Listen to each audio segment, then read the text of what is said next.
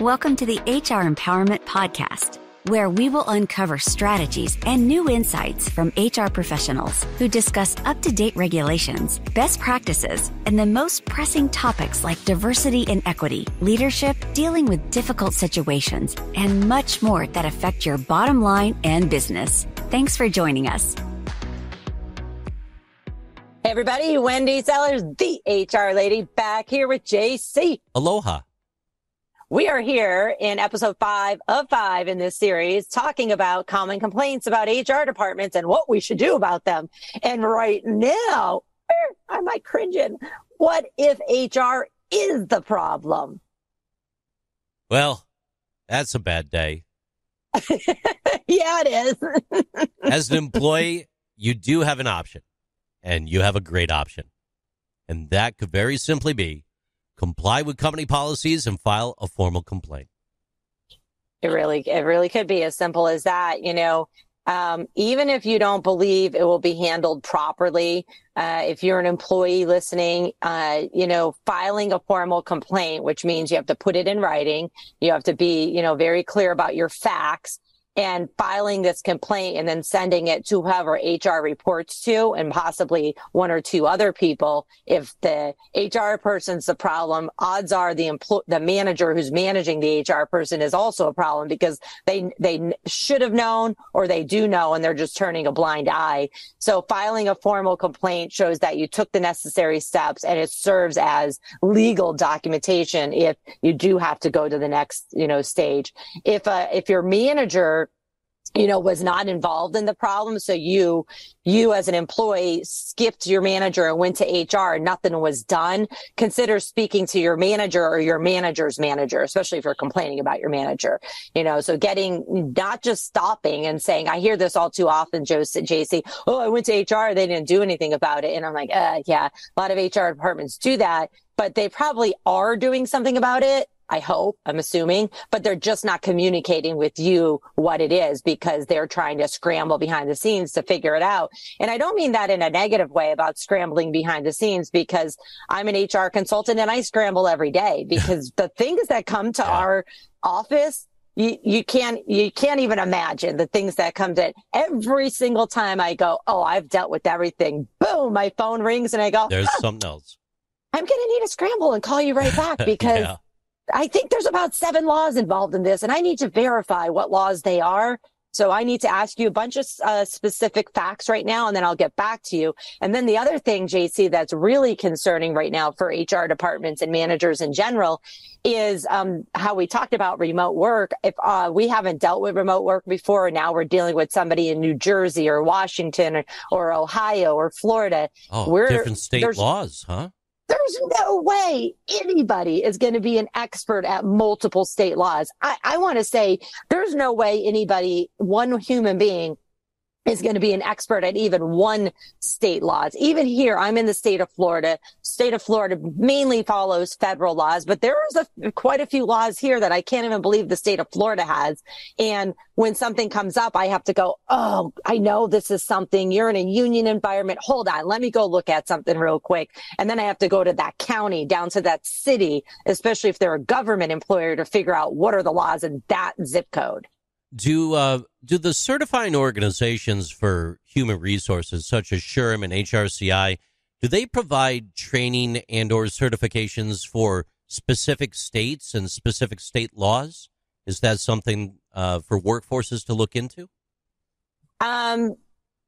Yes and no. So more on the no. California has its own HR certification through SHRM. And so there may be training. Usually the training is through your like local network, like your Orange County SHRM Association or Buffalo SHRM Association. And you usually get the training through your local people there. So you'll have local lawyers coming in and doing training to that area, that zip code, that county, or that state. And so lean on your local employment attorneys, your local SHRM chapters, any other, HR chapters that you may, be involved in. One of the interesting points about that, and why I wanted to make sure I asked you that question to bring it up, for the small business or the startup who's just getting going and they're dipping their toes in the water in the HR side of the house. They're real good at managing and leadership and maybe business finance, but the HR realm is new to them. There's stuff out there. There's stuff out there to help you along before you reach the point of contacting that employment labor attorney. But as always, when in doubt, lawyer out, right? You know, make that call. Make that call. Really? I mean, I rely on my employment attorney lawyers for a lot of things. And again, when I'm in a state that I'm not an expert in, or I just haven't worked in before, and I have a client there, the first thing I try to do is go on my Google and find an employment attorney. I usually do it on LinkedIn, to be quite honest, because I'm a LinkedIn junkie. And I usually try to find an employment attorney in that state that my client's in, and I start following them. So one that's very active and on social media, because like me, they like to give away free information because we want the world to be a better place. The other thing that I wanted to say, JC, just on this topic in general, is what if HR is the problem? I find all too often, just like when we promote people to managers and we miraculously want them to come back on Wednesday and they know everything because they had a good night's sleep. Brant, that's not the case with HR either. So when you just go, hey, receptionist, hey, office manager, you're now human resources, you better get them training. You better get them memberships to local, HR organizations that they can get advice from and get the training from. But you can't just expect them overnight to be HR. Even with an HR degree, you don't learn the real life of HR. And so you have to understand that HR is very complicated. There are a lot of specialties. If you have one person in your company and you say you're the HR person, I assure you they're not going to be an expert at benefits. They're not going to be an expert at compensation. They're not going to be an expert at performance reviews. They might be really good at one or two of those things, but they're going to need to lean on experts in the area, which means you need to have experts to consult with, someone like myself, an employment attorney, a benefits specialist, so that they can lean on them. I was just telling one of my clients this yesterday. They were asking about ACA, Affordable Care Act. And I was like, no, you have a broker. You have a benefits insurance agent. They're the expert. I mean, every benefits insurance agent and broker offers the same thing. No offense to any of you that are listening. I'm an agent as well. But what the difference is customer service and the tools that they can help you with. So lean on your experts, HR, if people are saying you're the problem. With that said, if your HR department is the problem, you might need to get a different HR department. Ms. Wendy, the HR lady, if a employee is having a problem and if HR is the problem and they're looking to file that formal complaint within an organization, can formal complaints be anonymous? It depends on your policies. I prefer them not to be. So a lot of times in organizations, especially like maybe where safety is concerned or concerns embezzlement or something like that, there's usually, there's often like a hotline. Somebody can anonymously report something. I personally don't like the anonymous thing, for, people problems. If it's a major safety issue or, the shuttle, the Challenger shuttle issue or something like that, where like, I don't want to report it, I'm going to lose my job. People do have rights to report something, and if it's accurate or they believe it's accurate, they are protected by law now to not be harassed or discriminated or terminated. So we've changed that in America. Does it still happen that people want to report something and they get pushed out the door? Sure, because HR is not there to protect them. So I personally do not like anonymous for most things because I want to know who is complaining and why. Are you complaining to protect yourself? Or are you complaining because you're actually, this is a real complaint? Or are you just complaining to divert the attention from you to someone else? So yes, it could be anonymous, no problem. But if it's anonymous, then how are you going to interview the people to find out, okay, what's the true problem here? If your employees will only report things anonymously, you have a cultural issue and you have a trust issue. Big time. Yeah. You have a trust and a cultural issue, not only with HR, but with the executives and then with the management team as well. So to the question, what if HR itself is the problem? What if HR is the problem? One suggestion that we were able to source here was creation of a clear code of ethics. What's the importance of that? So a creation of a code of ethics is super important, and, usually has things like trust and transparency and honesty. And you need to make sure that HR is being held accountable the same way. Also the executives, and that's usually honestly even a bigger problem, is where there's one business owner or one executive that, they know everybody in the world, and so they bring in the money, but they're a real jerk. And so HR has been trained to protect them, or HR might even be so frustrated that they go, there's nothing I can do. I give up too. That person's protected. On the multiple boards that I've sat on in the past, when it came to development of a code of ethics, we did everything that we could to not leverage the code of ethics to be constructed based on the people that were already in place within the organization. Yes. We always went to a independent consultant or third party for assistance with that. What are your thoughts on that? Yeah, I've helped my clients do code of ethics, and then also handbooks, of course, and then corporate values too. So even if you don't have a code of ethics, you can literally just have a set of corporate values that say, hey, we're transparent to a degree here, as much as possible. We're honest and we're trustworthy.